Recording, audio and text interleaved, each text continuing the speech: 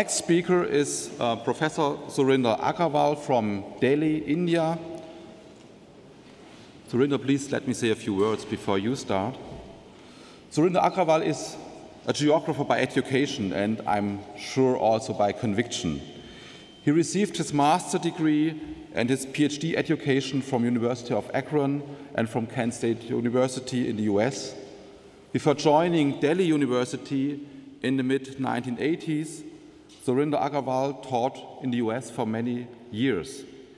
It's certainly fair to say that Surinder Aggarwal has been the face of geography at Delhi University for many, many years. Before retiring from Delhi University, he also chaired the Department of Geography, and he was deeply involved with the university's administration as Vice-Chancellor and as member of the Academic Council in Delhi.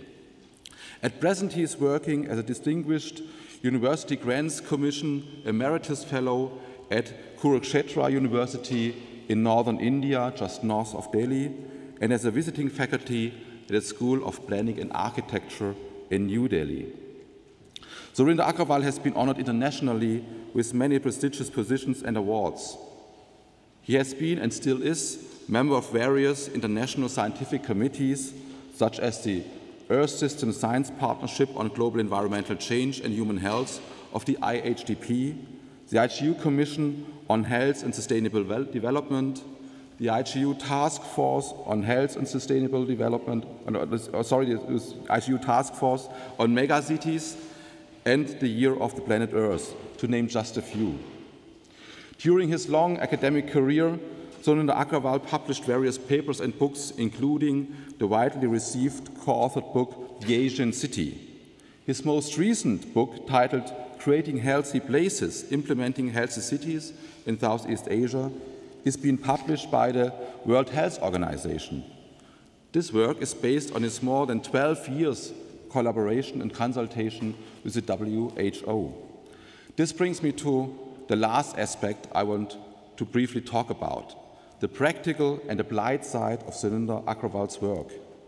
He worked extensively as a consultant for different state and non-state organizations. WHO, for example, appointed him as a senior consultant to strengthen and to evaluate their Healthy Cities program, as well as to develop a water and health-related research agenda for Southeast Asia.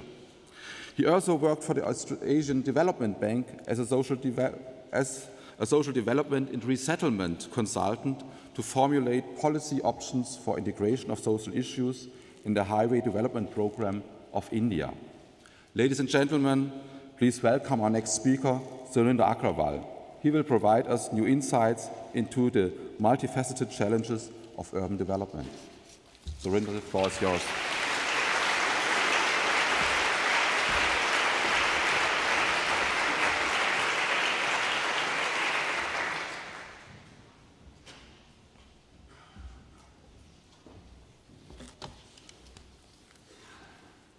Good afternoon, ladies and gentlemen.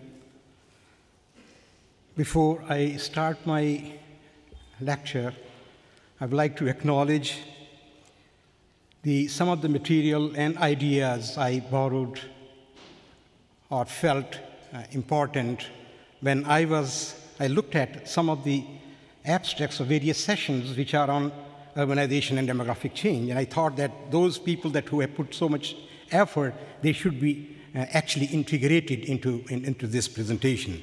So I'm really obliged for those. When I look at those abstracts, and I found much of negativity is reflected. I was looking at there is something positive coming out of those abstracts, and I could not find very much. So it means urbanization is reflecting more problems than creating solutions. So that was the kind of abstract that I could say out of that. Now, first, I would like to have a broad idea that there are two components of my speech. One, I would like to develop how the urban order is changing and shifting towards the developing countries. Second, what are the challenges which this kind of urbanization in the developing world and otherwise as well is bringing to us? And third, we like to see that, okay, what little can be done to correct these kind of disadvantages and convert them into opportunities. And fourthly, as a geographer, I would like to put some research agenda and research questions before the audience.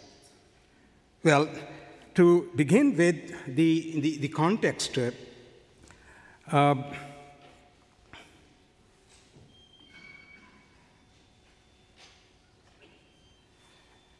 that why concern about urbanization? I feel that urbanization is a defining phenomena of this century, and the developing countries are at the locus of this transformation. For the first time in human history, more than half of the world's 7 billion population lives in urban areas. Nevertheless, not all regions of the world have reached this level of urbanization. The demographic shift has happened in the last few decades, largely due to rapid urban growth in the developing countries. Of course, such rapid change is not for the first time as often proclaimed. We read a lot of literature to say that, okay, this is the first time. But if you look at this slide, you will find that in various countries, in Canada, in Germany, United Kingdom, the rapid urban change has happened. Now, it is a number that which is more important, the so large number that which are actually responsible for and which we are shouting that, okay, so much is happening in the cities. So I think it's not a very unprecedented kind of situation that which we feel. So, well, this kind of transformation, however, represents challenge but also a huge opportunity. Urbanization and demographic change are among the most dynamic components of our society and need to be handled with care and responsibility. Urbanization has a new face now and weakly associated with industrialization-linked economic development as was in the past in Europe and elsewhere. Many of the most important and significant changes associated with impact of globalization are taking place in urban areas. It is not the sheer number of persons living in the urban settings that is important to celebrate urbanization. It is the quality of urbanization that matters most. Unfortunately, that's not happening. And we are not to be concerned, and we need to be concerned and proactive to produce this qualitative shift. Issues like environmental degradation, I think these are quite known. I will not say much on that. Now, what are the processes behind that? What I feel that these are the new forms of advanced capitalism, neocolonization, and neoliberalization have unleashed the market forces of consumption beyond the control to undermine the development of harmonious and just cities. Urban sprawl and informal and fragmented development are the clear outcomes of such actions. Cities still perform the functions of innovations, creativity, and productivity, however, to the benefit of few. Good examples do exist to meet such challenges. However, number of such cities is small to call it a big movement. It's not that nothing is happening.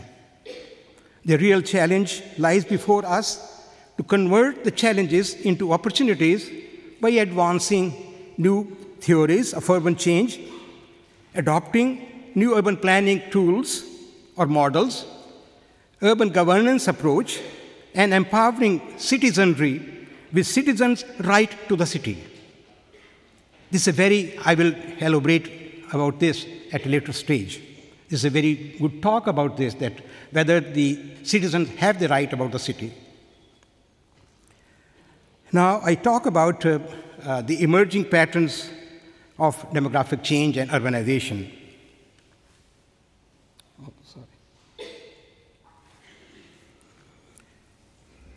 Most of the population of the industrialized countries are urban, And many developing countries, particularly Latin America, are also highly urbanized. Asia and Africa are following the same path and will cross 50% mark by 2020 and 2035, respectively. Well, the title is not very much visible, but that's about urban agglomeration and coastal location, where the cities are and where the challenges lie. And we find that urban population is not uniformly distributed by location and is relatively concentrated within low elevation coastal areas, at present about 65% of the urban settlements. And such areas will contain almost 3/4 of the global urban population by 2025. So you can see such a concentration has a critical implications under climate change scenarios. Developing, and you can see most of these cities actually are located in the Asian region or the developing countries context, where the, you can say, risk of the coastal cities or the landslides and other things are very serious. Developing countries with 73% share of global urban population and high urban growth rates are the new actors in the contemporary urbanization. By 2030, urban population pressure here will become 2 times, whereas land demand for urban expansion is expected to go by 3 times. They're not matching. Urban growth is not uniform, and megacities, global cities, and emerging urban agglomeration predominate towards a rising share and fast urban transitions.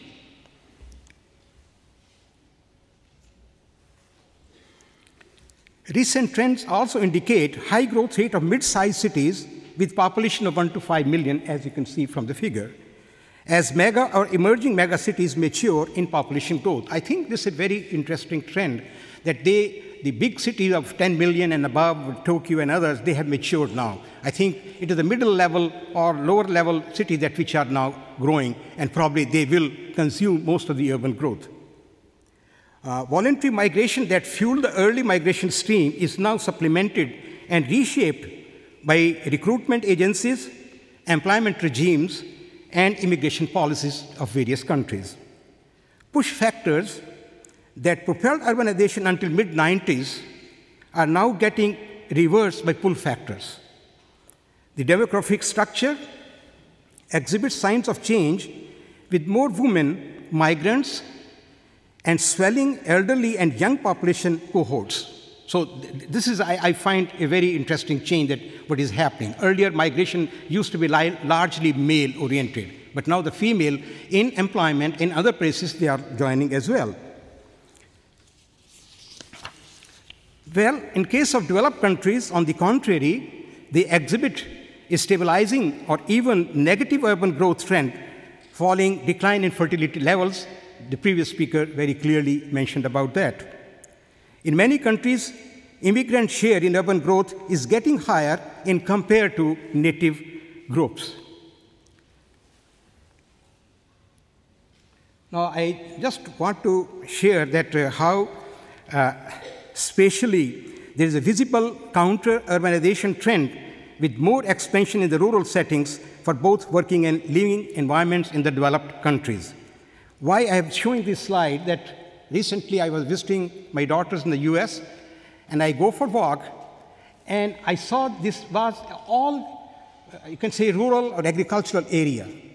And now every year I go, I find this kind of development which you can see at the back. So in the rural area, in the green areas, in the green fields, urbanization is spreading. So I thought that to share this kind of experience.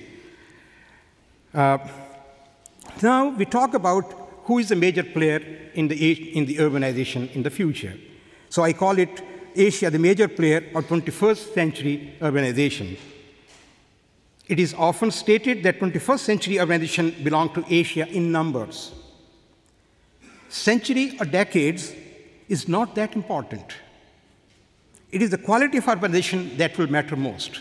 So I think Asian people should not feel proud that we are very high in numbers and the urbanization is geared to us. But if you look at the quality of urbanization, probably that's not happening.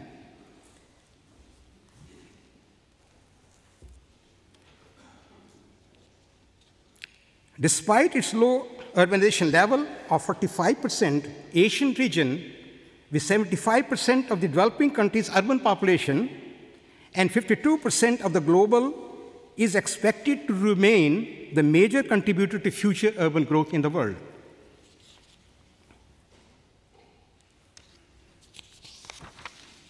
Importance of Asia urbanization is also recognized by the fact that despite lower level of urbanization, share of urban areas to national economies is almost 2 times of the urban population share, which is 42%, and national economy share is about 84%. So it means that there's a lot of contribution in terms of income generation, employment generation by the urban areas.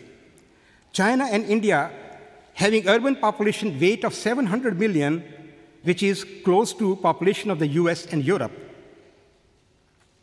shall remain the major players. After Africa, it is the second fastest growing region with average annual growth rate of 3.2%. Despite declining urban growth rate of almost 1/3 by 2050, Asia will accommodate around half of the global 6.3 billion urban population.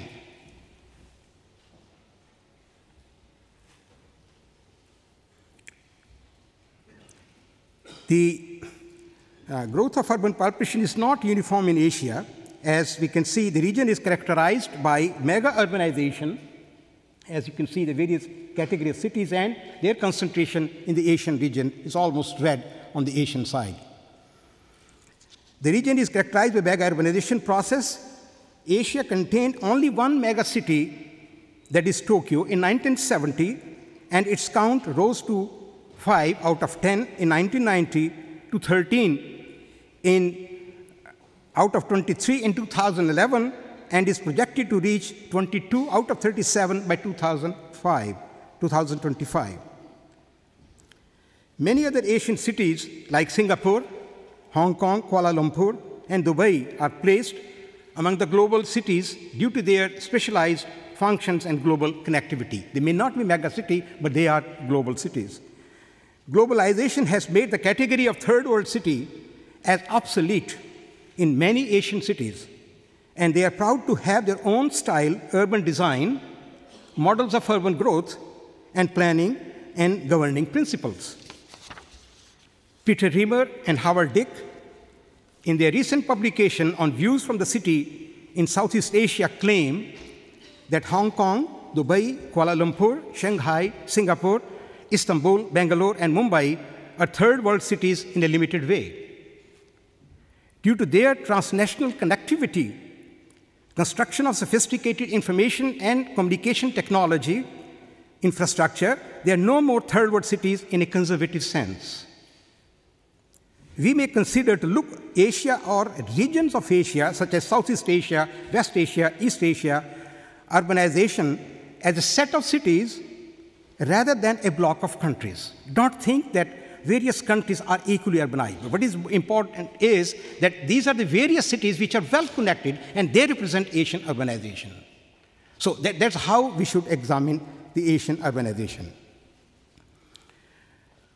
Haya Wong and Ananya Roy, from their book on Worlding Cities, Asian Experiment, and the Art of Being Global, conclude that in the globalizing world, Asian cities like Singapore and Dubai are emerging as centers of global finance, while New York, London struggling the aftermath of the Great Recession of 2008. Likewise, Shanghai and Hong Kong have become share-selling capitals of the world. Asian cities today are also charting their own pathway and models of being global cities and not strictly following the master blueprint of the West. Mumbai, for example, the financial capital of India, is struggling to catch up Shanghai as emerging global city become competitive. So they are now in competition within the region themselves. Cities like Mumbai, Chennai, and Bangalore boost not only India's economy, but its mood.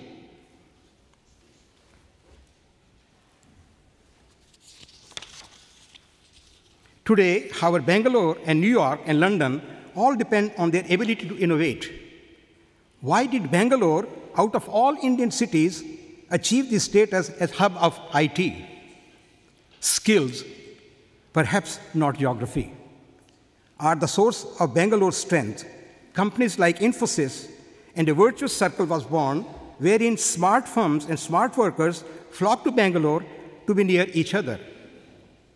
As in case with modern nation cities, cities in the new industrial economies, China, India, Indonesia, and Brazil, for example, embody national ambitions of wealth, power, and recognition.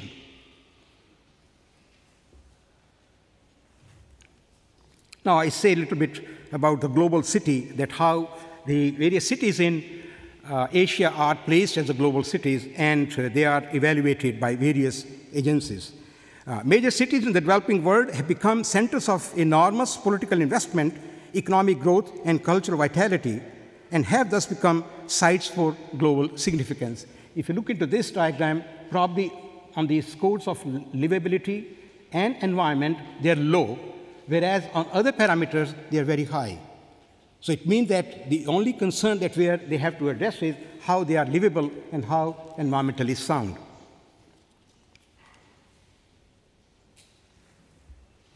When we look at the Chicago Council of Global Affairs on Global Cities Index, featured 3 Asian cities among the top 10, demonstrating the stability of Asia's relevance on the world stage. Tokyo, Hong Kong, Seoul, Singapore, Beijing, Shanghai stand among the top 20 cities on Global City Index. According to Saskia Sisson, network of 20 global cities, many in Asia, will determine world's geopolitical future and not G2 of US and China. Using Peter Taylor's analogy that the world today is more about interrelationship of cities than countries.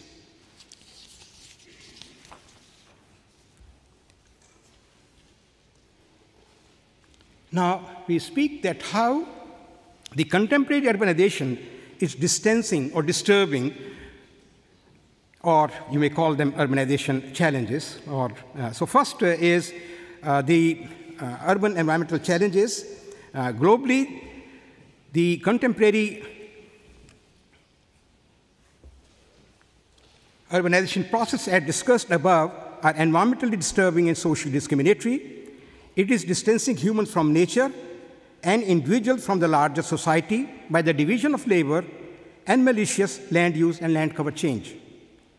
The nature, which includes the urban ecosystem, is being abused and mediated through the process of resource exploitation and indiscriminate land use and land cover change, which we call urban sprawl. Air and water pollution, climate change, ecological footprints, and increasing natural hazards and disasters are all the evident outcomes.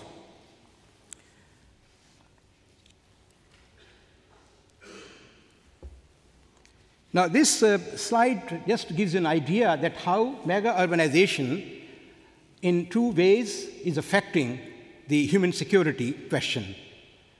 One, at the internal level, at local level, regional level, at that scale, environmental degradation produces those kind of problems, which I will not say, that air pollution, solid waste, and so on. And on the social challenges towards poverty, inequality, access to services, and so on, and the vulnerabilities. On the other side, we see the external and global effect, which are not internal but from outside. And these are environmental, social, political, and cultural, and so on. And then these are not same and equal everywhere or with every individual. These are mediated, or you can say filtered through the government policies, institutions, and actors who are. And then they produce the mega-urban insecurities related to health, food, shelter, livelihood, and ecosystems. And likewise, on the other side also, they are filtered through those same processes and affect. So these are the most important challenges for us through the urbanization, 4 or 5 challenges which I've listed here. So I will not speak much on this. Just to say that how environment is being affected, the energy demand in cities, if you look globally, out of that, the cities' demand is about 67% in 2006. which is going to rise to 73% of the total energy demand by the cities. So they are the powerhouse. Again, if you look at the exposure to particulate matter, which is, you can say, affects the human health, and WHO has identified that if you look at the mean concentration of the high particulate matter is largely in the Asian region or the developing countries and less in the developed countries. So the health risk areas, because of air pollution, I'm not mentioning here the indoor air pollution, which is very serious in the developing countries, but this is the ambient air we are talking about. And these are the deaths attributable to urban outdoor pollution.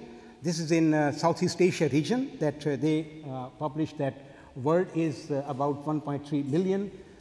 And Wipro, they have their own regions, so which is, includes large parts of Asia, is 495,000. And Sierra, which is Southeast Asia, and so on. So you can see that the large burden of diseases and the deaths is in the Southeast Asia and Western Pacific regions. Likewise, if you look at the water quality and the wastewater, and one of the students who did PhD in the Department of Geography in Delhi and discovered that the quality of water, the wastewater, is responsible for largely waterborne and water-related diseases.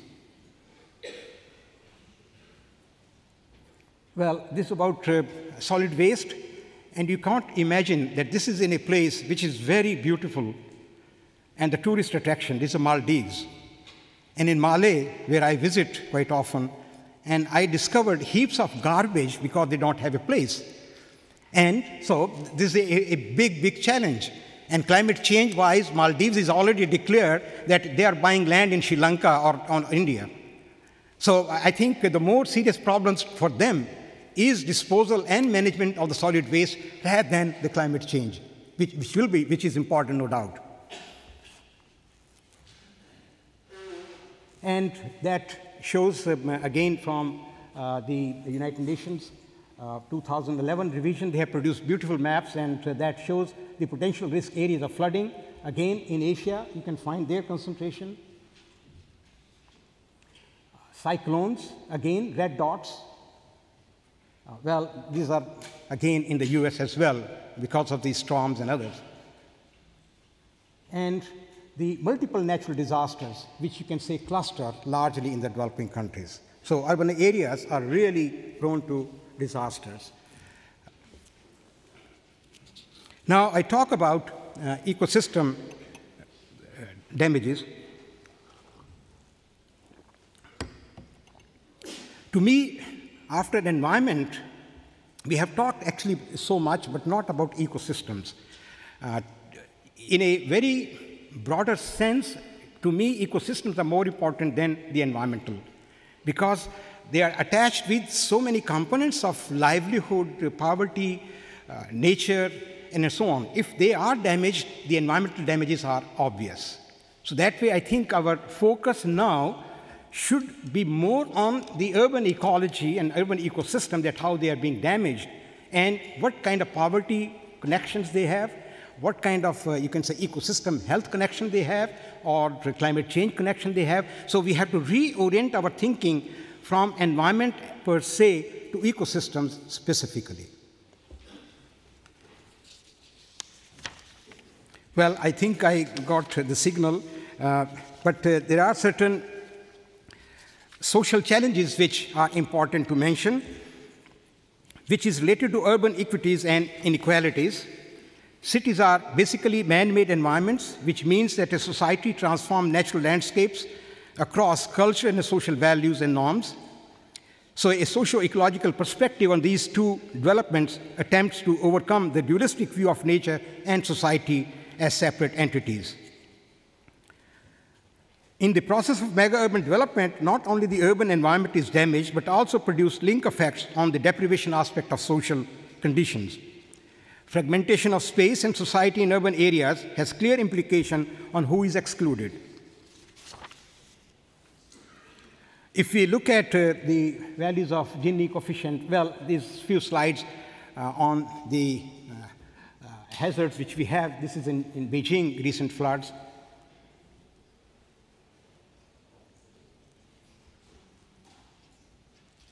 This is in Bangkok.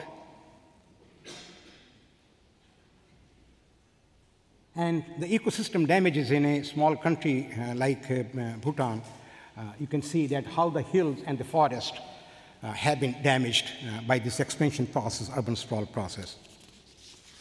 So if we look at various Gini coefficients, to come back to the social challenges, so these are the various components that which the social challenges are important to address.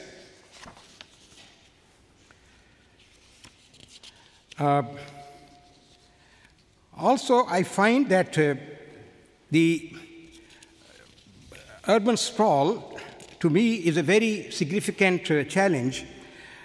And I show you a couple of slides, just on the social exclusion process, that if you look at the Gini coefficients of many cities, which is below the international alert line, and many Asian cities are listed into this.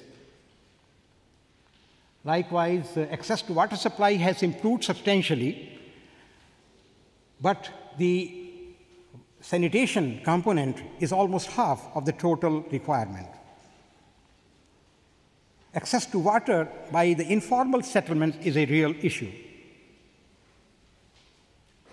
And when we look at the poverty, we can see that earlier in 1999 and now in 2001 to 2006, the poverty is reducing in large areas in Asia and the Pacific region.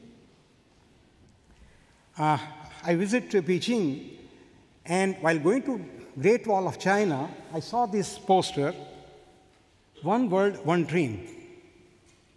So I feel that, very integrated and united development would be. And very beautiful urban design buildings.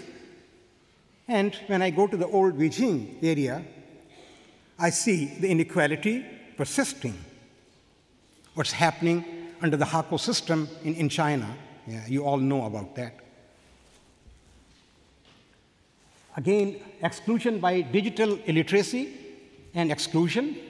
All people don't have access to the information technology, and as a result, this is a new dimension of exclusion. And some consequences of rapid technological change is also not affecting or influencing everyone the same way. Again, informality is a big issue, and you can see that in India, about 80% contribution to the city economy is by the informal sector. Well, slums is Bangalore, is a global city, but at the same time, the existence of slums is so enormous.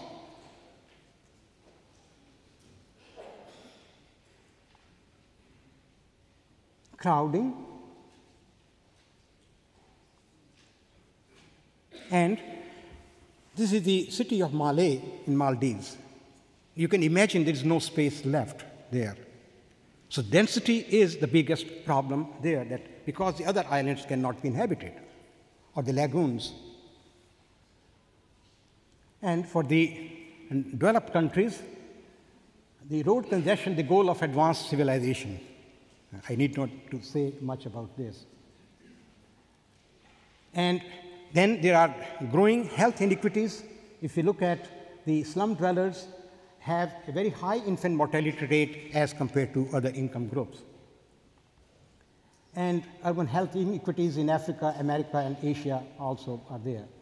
So what is the symbolic meaning of present urban landscape which we are charting?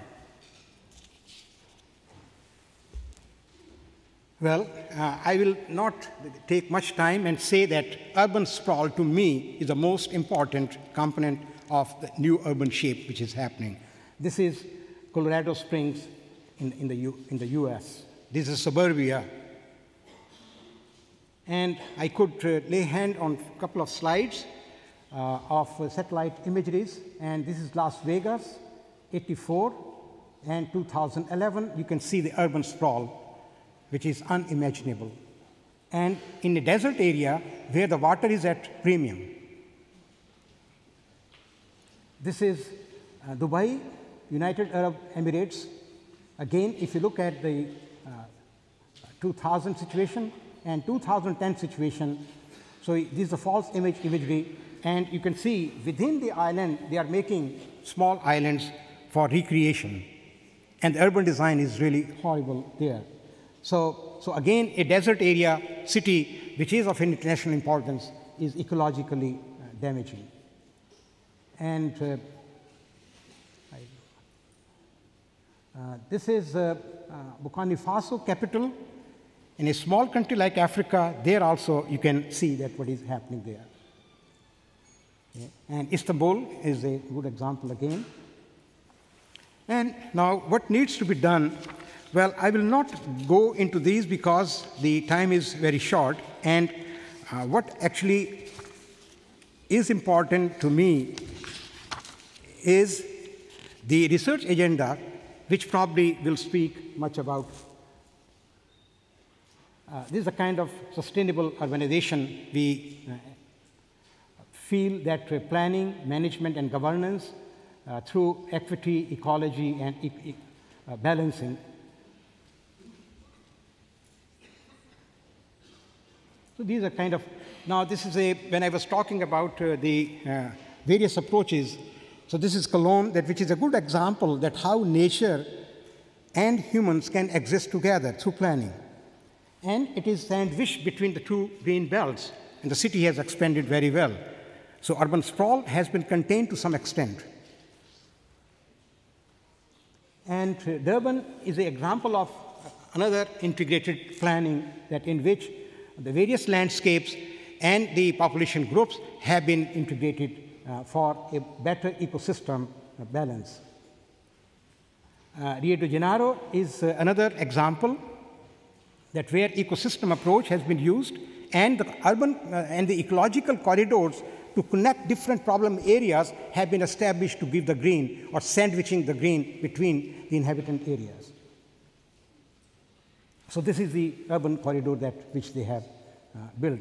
Again, examples of green development in the buildings in Brussels. And in India, of course, you can say non-conventional energy use. And you can say Curitiba, Brazil is known world over. And Miami is a very integrated city in which the migrants have been living into the central city part rather than living on the suburbs. I was amazed that about 40% population of Miami lives in the central city. And the mayors have played a significant role towards that. And so this is a kind of integration that we expect out of this. Well, while living in the city, you have to deep breathe so that you can energize yourself. Well, lastly, that these are the questions to ponder over. Is globalization and neoliberalization going to create facilities or facilitate sustainable and just cities despite the use or transfer of new technologies, capital flows, and access to information and communication system? If no, how this can be minimized? How to regulate Asian type or China and India type in particular urbanization process to make it environmentally sound and socially inclusive? I'm not very happy with that. How do cities in Asia or in different region groupings relate to each other and not to their immediate hinterlands? So that's not, again, a good urbanization. To call we are global city is not a very good thing.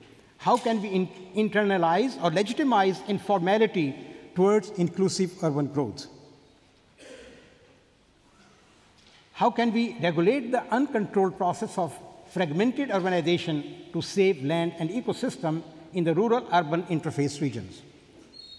How does a rapidly urbanizing and polarizing world embrace the contemporary urban issues, and how can urban design translate them into consequential and workable urban form?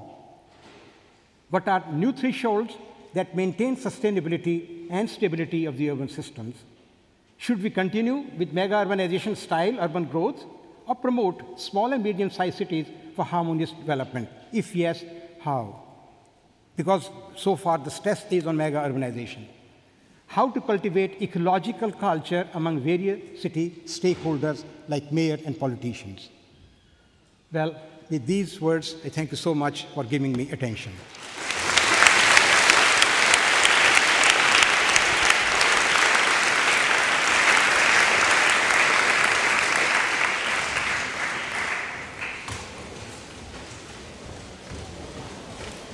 Yeah, so the only thing left to me is to remind you that we have our third keynote lectures. Our third topic tomorrow, Global Change and Globalization by Eduardo Mulder and Bruno Messerli. So I hope to see you again tomorrow, same place, same time.